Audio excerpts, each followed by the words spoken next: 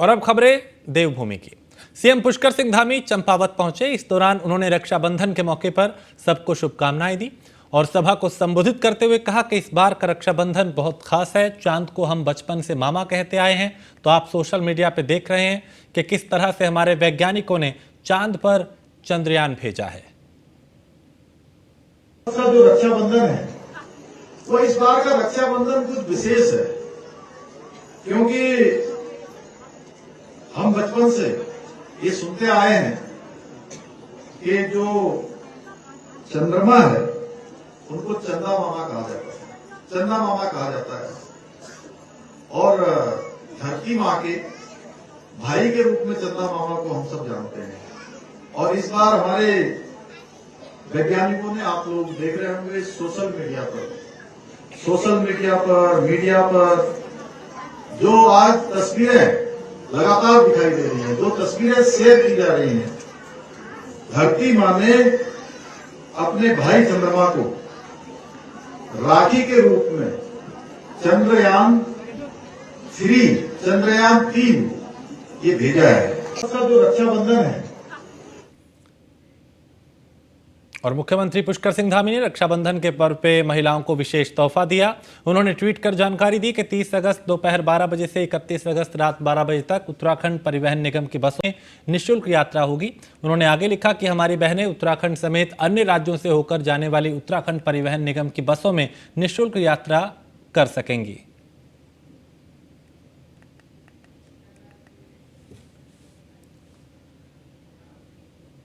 और उत्तराखंड सरकार तेजी से दिसंबर में आयोजित होने वाली ग्लोबल इन्वेस्टर समिट की तैयारियों में जुटी है। कई अलग अलग समितियां बना के प्रतिदिन अलग अलग कामकाज की मॉनिटरिंग की जा रही है। और सचिव उद्योग विनय शंकर पांडे ने बताया कि 2 सितंबर को ग्लोबल इन्वेस्टर समिट का लोगो और वेबसाइट भी लॉन्च सीएम धामी ही करेंगे। और वेबसाइट के जरिए देश विदेश में बैठे उद्योगपति वो अपनी इच्छा व्यक्त कर सकेंगे और इच्छुक व्यक्ति जानकारी भी ले सकेंगे। इस वेबसाइट में सभी प्रकार के कॉन्टैक्ट नंबर और सभी डिटेल्स मौजूद रहेंगी। सचिव उद्योग विनय शंकर ने बताया कि उद्योग विभाग प्रतिदिन अलग अलग स्तर की बैठक कर रहा है ताकि सफल दिव्य भव्य इन्वेस्टर समिट का आयोजन किया जा सके। जो इन्वेस्टर समिट दिसंबर के सेकेंड वीक में संभावित है और उसमें संभावना है कि शायद माननीय प्रधानमंत्री जी का भी आगमन हो। उसके लिए हम लोगों की तैयारियां चल रही हैं। मुख्य रूप से इसमें चूँकि बड़ा बृहद स्तर का आयोजन होता है तो इसके लिए डिफरेंट कमेटीज़ बनाई गई हैं जो व्यवस्थाओं को लगातार देखेंगी, काम करेंगी और यह सुनिश्चित करेंगी कि इन्वेस्टर समिट सफलतापूर्वक संपन्न हो। इसके अभी 2 कार्यक्रम लगभग हो चुके हैं। एक आपको पता होगा कि माननीय मुख्यमंत्री जी की अध्यक्षता में एक सलाहकार समूह बनाया गया है जिसकी बैठक पिछले दिनों हुई थी यहाँ पर, और उसके बाद 21 को दिल्ली में एक बैठक की गई थी जिसमें जितने इंडस्ट्रीज़ एसोसिएशन थे, चाहे वो एसोचैम हो, फिक्की हो, पीएचडी चैम्बर ऑफ कॉमर्स हो, सीआईआई हो, इनके प्रतिनिधियों के साथ माननीय मुख्यमंत्री जी का डिस्कशन हुआ था। अब हम लोगों की अगली कड़ी में 2 सितंबर को लोगो जो इसका हमारा बनाया जाएगा वो उसकी लॉन्चिंग होगी और साथ साथ वेबसाइट इसकी जो बनाई गई है उसकी भी लॉन्चिंग माननीय मुख्यमंत्री जी के कर कमलों से होगी। देखिए, और केंद्र सरकार की तरफ से गैस सिलेंडर पे मिली 200 रुपए की छूट को बीजेपी प्रदेश अध्यक्ष महेंद्र भट्ट ने रक्षाबंधन का तोहफा बताया और कहा कि उज्ज्वला योजना के तहत उत्तराखंड में 19 लाख गरीब परिवारों को चूल्हे के धुएं से निजात दिलाई जा रही है, जो कि सराहनीय पहल है। वहीं महेंद्र भट्ट ने अंत्योदय परिवारों के चूल्हे की चिंता करने के लिए प्रधानमंत्री मोदी का आभार जताया।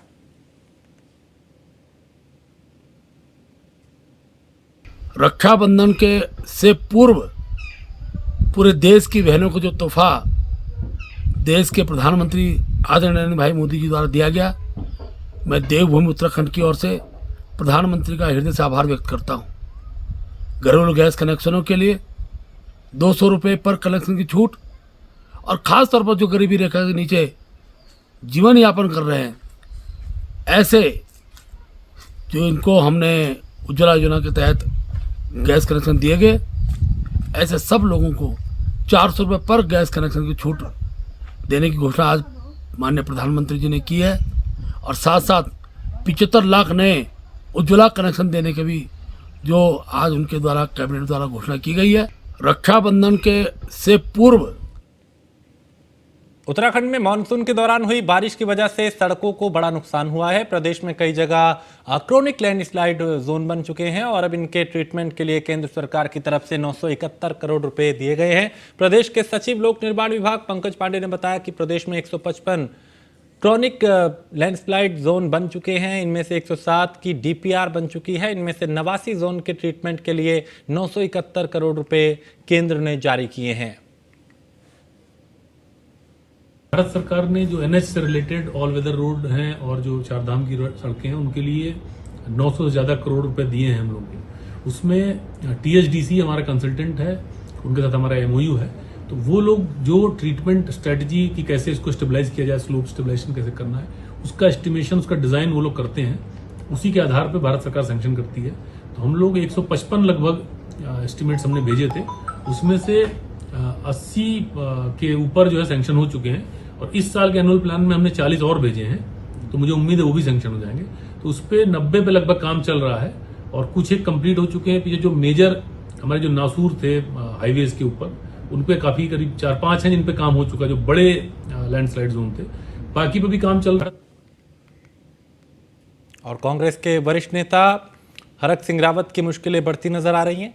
बुधवार को हरक सिंह रावत के बेटे के Doon institute of medical science और उनके पेट्रोल पंप में विजिलेंस की टीम द्वारा छापेमारी की जा रही है और दिन से ही उनके ठिकानों पर विजिलेंस की टीम बैठी हुई है और उनकी संपत्ति की जांच की जा रही है। अवैध तरीके से अर्जित की गई संपत्ति की जांच की जा रही है। विजिलेंस के निदेशक मुरुगेश्वर ने मामले की पुष्टि करते हुए जिम कॉर्बेट पार्क में अवैध कटान और सरकारी पैसों से खरीदी हुई संपत्ति प्राइवेट प्रॉपर्टी में मौजूद है, जिसको लेकर विजिलेंस की टीम ने हरक सिंह रावत की विभिन्न संपत्तियों की जांच की।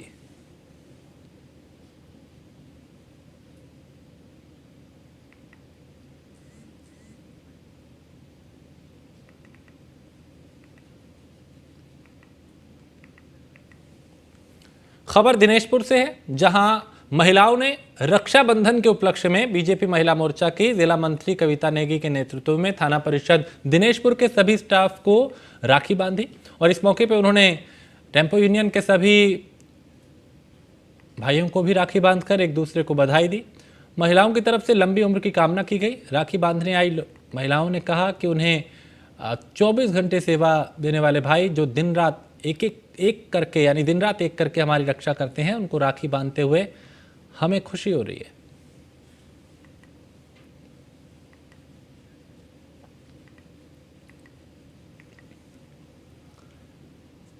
बागेश्वर में आगामी उपचुनाव को लेकर जिला निर्वाचन अधिकारी अनुराधा पाल ने कई मतदान बूथों का निरीक्षण किया। इस क्रम में जिला उद्योग केंद्र में बने बूथ के साथ ही उद्यान विभाग की नर्सरी, जिला पंचायत और सैनिक विश्राम के गृह बूथों का निरीक्षण भी किया।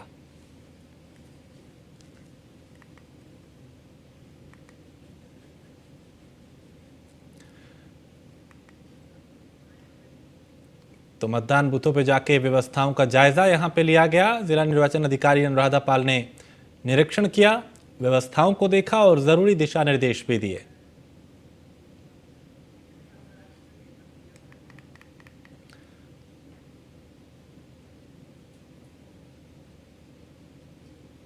तो मतदान बूथों पर जाकर व्यवस्थाओं का जायजा भी लिया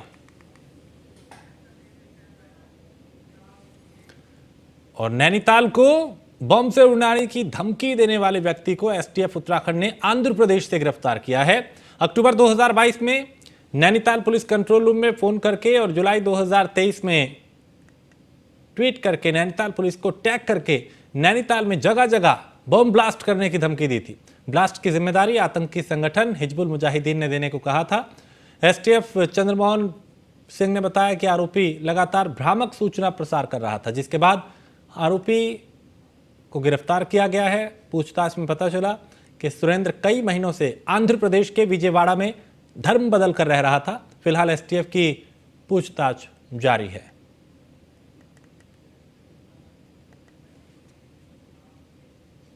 और एसटीएफ, विजिलेंस, एफडीए और ड्रग विभाग की संयुक्त टीम की बड़ी कार्रवाई देखी गई। एक्शन नेचुरल फार्मास्यूटिकल्स कंपनी पर किया गया है, जहां टीम ने बड़ी मात्रा में नकली दवाएं बरामद की हैं। इस दौरान टीम ने मौके पर फैक्ट्री संचालक अमित धीमन को पकड़ लिया और उनके साथ ही काम करने वाले 3 कर्मचारियों को भी हिरासत में लिया है। ड्रग इंस्पेक्टर अनीता भारती ने बताया कि मौके से टीम ने करीब 60 पेटियां और भारी मात्रा में नकली कैप्सूल बरामद किए हैं। जब्त की गई दवाओं की कीमत करीब 15 से 20 लाख रुपए है। जब टीम द्वारा यहाँ पे पता लगाया गया कि यहीं पर नकली दवाइयाँ बनाई जा रही है और मौके पे आके अभी हम लोग यहाँ पे संयुक्त कार्रवाई कर रहे हैं। और यहाँ पर एक अमित धीमान नाम का एक व्यक्ति है, ग्राम मतलबपुर गंगनहर के पास, जिसके द्वारा जो है एक फर्म में दवाइयों का निर्माण किया जा रहा है, जो कि बिना लाइसेंस के है, लाइसेंस इसके पास है नहीं। और इसके पास से एंटीबायोटिक दो टाइप की दवाइयाँ निकली हैं अभी तक, और बाकी जो है इसके पास फूड सप्लीमेंट जो है एनिमल्स के बनाए जा रहे हैं। और बाकी अभी हम लोग यहाँ पे कार्रवाई अभी कर रहे हैं। क्या मानते हैं कि किस तरह से रोक पाएंगे? लगातार एसटीएफ द्वारा, पुलिस द्वारा और एफडीए की टीम द्वारा पूरी जो है लगातार कार्रवाई की जा रही है। टीम खबर देहरादून से है, जहां नैनीताल को बम से उड़ाने की धमकी का मामला है। एसटीएफ ने आंध्र प्रदेश से धमकी देने वाले शख्स को गिरफ्तार किया है। आरोपी पे आंध्र प्रदेश और केरल में मुकदमे दर्ज हैं और नैनीताल के थाना तल्लीताल में मुकदमा दर्ज किया गया था। तो इस शख्स को गिरफ्तार कर लिया है। इसने नैनीताल में कई जगह बम धमाके करने की धमकी दी थी।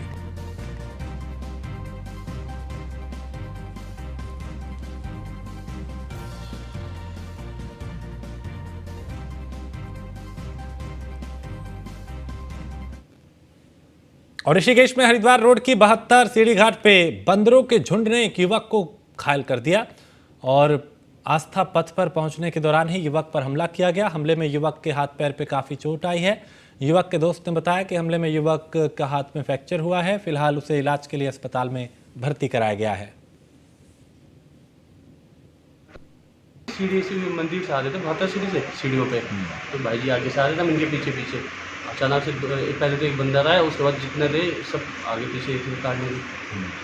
तो ये फिर पीछे को भागे सीढ़ियों पे फिसलन थी और फिर नीचे गिर गए, फिर वहाँ चोट लगी बहुत अच्छी। तो बंदरों ने कितना काटा?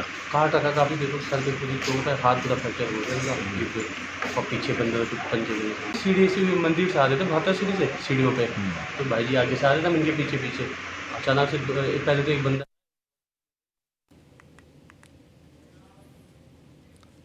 और देहरादून में आज लोक निर्माण विभाग के सचिव डॉक्टर पंकज पांडे ने राजधानी देहरादून के कई इलाकों का निरीक्षण किया और सर्वेक्षण भी किया। इस दौरान उन्होंने बारिश से हुए नुकसान का जायजा लिया और अधिकारियों को जरूरी दिशा निर्देश दिए। राजभवन तिराहा से शुरू हुए इस सर्वेक्षण के दौरान वो कृष्णनगर, बल्लूपुर और कई इलाकों में पहुंचे। उन्होंने अधिकारियों को जरूरी दिशा निर्देश भी दिए।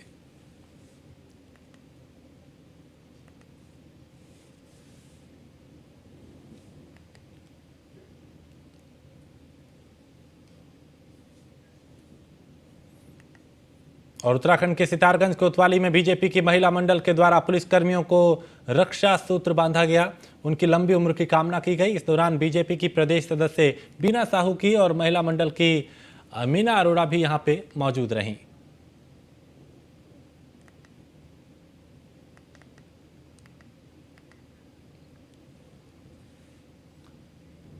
जसपुर में हाईकोर्ट के आदेश के बाद लोक निर्माण विभाग की सड़क किनारे हुए अतिक्रमण पे प्रशासन का बुलडोजर चला, जिससे छोटे व्यापारियों में अफरा तफरी मच गई। वहीं उपजिलाधिकारी जसपुर गौरव चटवाल ने बताया कि उच्च न्यायालय के आदेश अनुसार अतिक्रमण हटाया जाना है, उसी क्रम में ये कार्रवाई की जा रही है और आगे भी ये अभियान जारी रहेगा।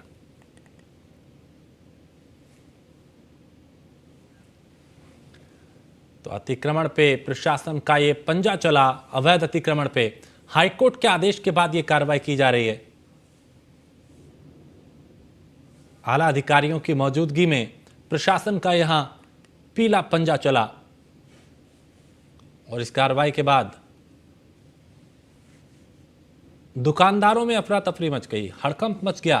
प्रशासन की इस कार्रवाई के बाद पूरे बाजार में अफरा तफरी का माहौल बन गया।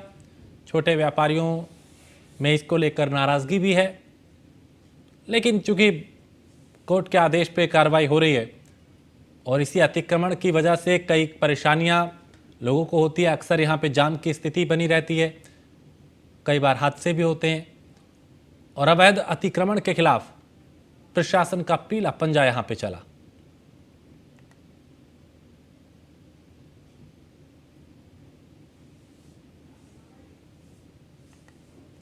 तो हाईकोर्ट के आदेश के बाद यहां पे कार्रवाई की जा रही है और अतिक्रमण पे प्रशासन का पीला पंजा चला। यहां एक छोटे से ब्रेक के लिए रुकेंगे, ब्रेक के उस पार कुछ और खबरें। और त्योहारी सीजन आने से पहले मिलावटखोर भी सक्रिय हो जाते हैं। आज सुबह हरिद्वार में खाद्य सुरक्षा विभाग की टीम ने 5 क्विंटल संदिग्ध पनीर पकड़ा। अधिकारियों को मेरठ से मिलावटी पनीर हरिद्वार में सप्लाई किए जाने की सूचना मिली थी, जिसके बाद अधिकारियों ने रुड़की की तरफ से आ रही गाड़ी को रोककर जांच की तो उसमें बड़ी मात्रा में पनीर मिला। गाड़ी लेकर आ रहे व्यक्ति से सख्ती से पूछताछ की गई तो उसने कबूला कि पनीर को बनाने में रिफाइंड तेल का इस्तेमाल किया गया है। इसके बाद खाद्य सुरक्षा विभाग की टीम ने टेस्टिंग लैब भेजने के लिए पनीर के सैंपल लिए और पनीर को मिट्टी में दबाकर उसे नष्ट कर दिया। चूंकि त्योहारों पे मिलावटखोर भी सक्रिय हो जाते हैं और लोगों की सेहत के साथ खिलवाड़ करते हैं, लेकिन प्रशासन भी यहाँ पे उतना ही एक्टिव दिखाई दे रहा है ताकि इस मिलावटखोरी को रोका जा सके।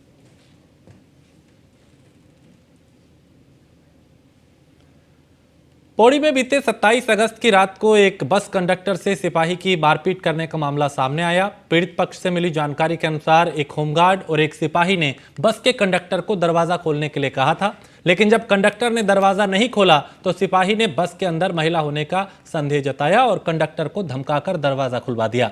वहीं जब बस कंडक्टर सोहन सिंह रावत ने दरवाजा खोला तो सिपाही ने मारपीट की। बताया कि घटना को अंजाम देने के बाद सिपाही भाग गया, जिसके बाद सिपाही के खिलाफ शिकायत दर्ज कराई गई। वहीं कार्रवाई न होते देख आज फिर से पीड़ित परिवार ने एसएसपी से कार्रवाई की गुहार लगाई है। मामले में एसएसपी श्वेता चौबे ने बताया कि संबंधित सिपाही को लाइन हाजिर करते हुए मामले की जांच सीओ सदर श्याम दत्त नोटियाल को सौंपी गई है। पुलिस वाले जो ड्यूटी पे तैनात है वो आए गाड़ी पे, उन्होंने दरवाज़ा ज़बरदस्ती मेरे से खुलवाया। उसके बाद अभी वो लगा रहे हैं कि यहाँ कोई लेडीज़ बैठी हुई है, हमको अंदर देखने दे। उसके बाद पहले होमगार्ड वाला आया, मैंने नहीं खोला, फिर जब खोला नहीं तब दोनों आए, दोनों ने दरवाज़ा बचोला, तब मेरे को वो लेडीज़ का वो लगाया उन्होंने आरोप। देहरादून में डेंगू, मलेरिया, वायरल जैसी कई बीमारियां इस वक्त जनता के लिए परेशानी बनी हुई हैं और इसी के चलते देहरादून के लगभग हर अस्पताल में मरीजों की संख्या काफ़ी ज़्यादा है और यहाँ तक कि ज़िला प्रशासन का सवाल है तो प्रशासन का साफ तौर पे कहना है कि जिला प्रशासन द्वारा ऐसे क्षेत्रों को चिन्हित किया गया है जहां पर सबसे ज़्यादा डेंगू और मलेरिया के लार्वा पनप रहे हैं, जिसके लिए कार्रवाई भी प्रशासन की तरफ से की जा रही है। साथ ही सीएमओ के साथ बैठक करने के बाद किस तरह इस समस्या से निजात पाई जाए, इसके लिए दिशा निर्देश भी दिए गए हैं।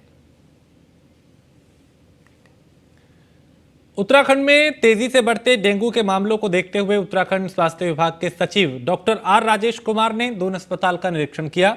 इस दौरान उन्होंने यहां डेंगू से पीड़ित मरीज से उनके स्वास्थ्य संबंधित जानकारी ली। इसके साथ ही उन्होंने अस्पताल में मिल रही सुविधाओं की जानकारी ली।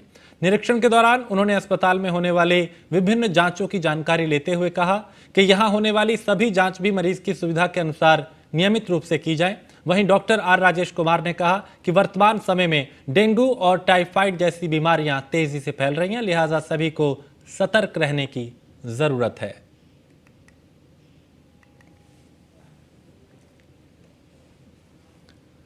और इसी के साथ इस बुलेटिन में फिलहाल इतना ही। आप बने रहिए न्यूज़ 1 इंडिया।